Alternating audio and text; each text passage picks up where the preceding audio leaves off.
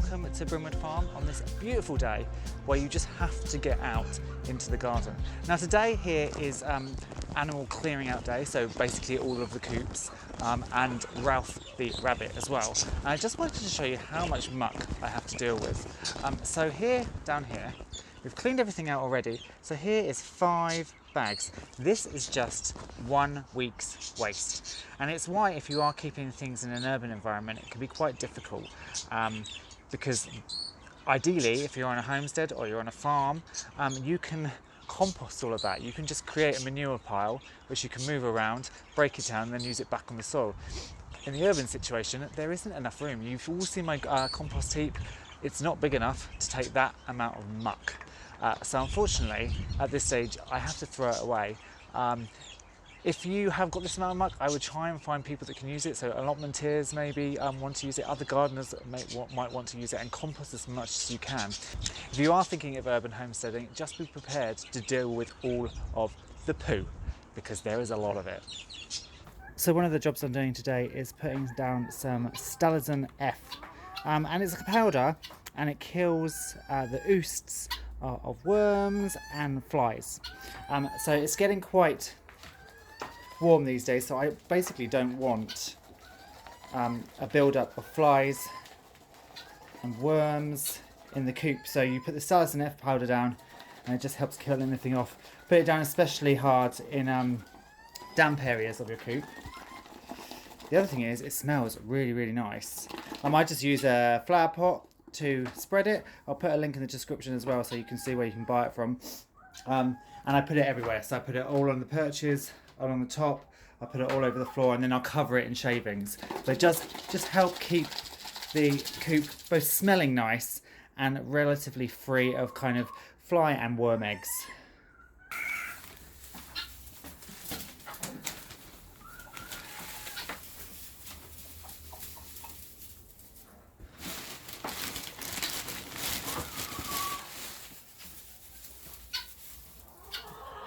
So there we go, the coop is almost done. I only put a very thin layer of shavings down. As you can see, there's a bit of floor there. And that's because I find it easier to put a thin layer down and then add to it through the week. And then at the end of each week, I can bring it all out. It's better to do that for me than too much, because I find if you put too much down, you've still got to dig it all out. And then you've just got way more to pull out. There's a couple of hens looking for some nesting spots. But that is the hen coop done for the day. So I'll carry on and do some other things.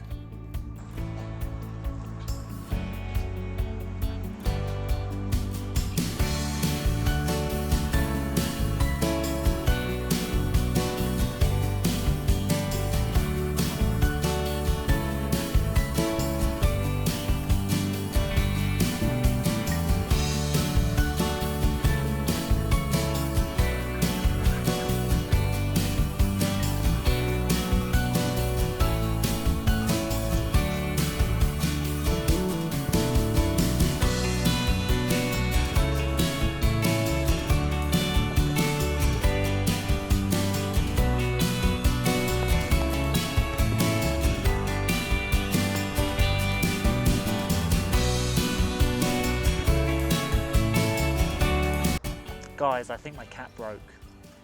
You saw how close I just got to that mouse. And in the sunshine, there are mice running around all over the garden. And they're not fazed by me, and they're not fazed by the dogs, because they're literally just running straight past them. So, A, I think my cat did in fact break. I mean, he is 20, so fair enough. And B, I might need a new one.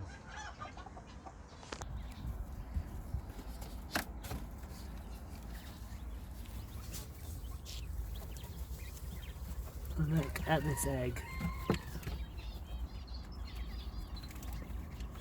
Isn't that beautiful? So they're normally speckly, but you can see here on this egg, it's got no marks at all. And seeing this little Japanese quail egg brings me on to an important topic for this year, and that's Chick Check 2019. So you might be wondering why I haven't started hatching any chicks yet. I mean, it is April, and normally this place is full of things by now. And there's a few reasons. First, obviously, is the job. I simply haven't got so much time to look after tons of chicks. I'm bursting at the seams with chickens already, so I haven't got a lot of places to keep growers. Either I can hatch them all out, but there's no place to put them as they grow up.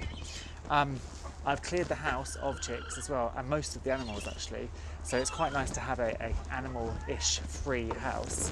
And then finally, if we are moving to the farm anytime soon, as I just step over and fall over my chicken grate, I don't want to be moving tons and tons of animals, so I would kind of prefer to just keep the animals that I've got now and move them up rather than have tons and tons of chicks. Now I am still going to do chick check, however, and as I said to my Patreons earlier in the week, I'm going to do quail, so that beautiful egg will be hatching out, and I'm also going to do some pheasants ready for the ornamental pheasantry at the farm. Eve, so the female Reeves, has just started to lay, and I've ordered in some silver pheasants. We have them at work and they're beautiful, so I thought let me order in some silver pheasant eggs as well. So chick check this year is hopefully going to be a mix of quail, which only take, well, 6 weeks from hatching to maturity, and then also some pheasants as well. So I think that'll be a bit interesting. Last year obviously we did chicks and guinea fowl, so this year chick check will be quail and pheasants, and I'll probably put the incubator on in the next few weeks, so it'll probably start mid-May to early June.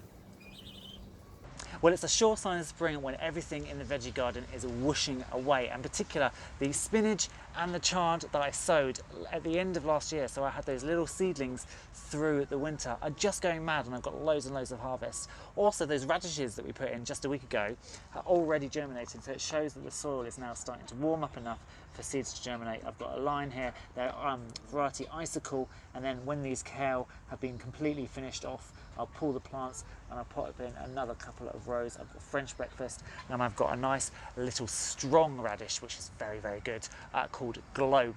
I've also picked up some beets, which I'm going to interplant amongst the broad beans, because obviously those broad beans are going to come out as soon as they've finished in about May, June time. And over my shoulder you can see some spring onions kind of going over in the background, and I'm going to put the carrots in there after I've pulled those spring onions out as well. So there's loads to do this afternoon.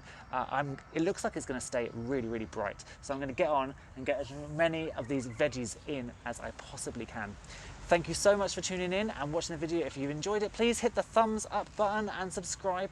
If you're on Facebook, like many of us are these days, please come and join us at Brimwood Farm's community group. But for now, enjoy the rest of your day, your afternoon or your morning.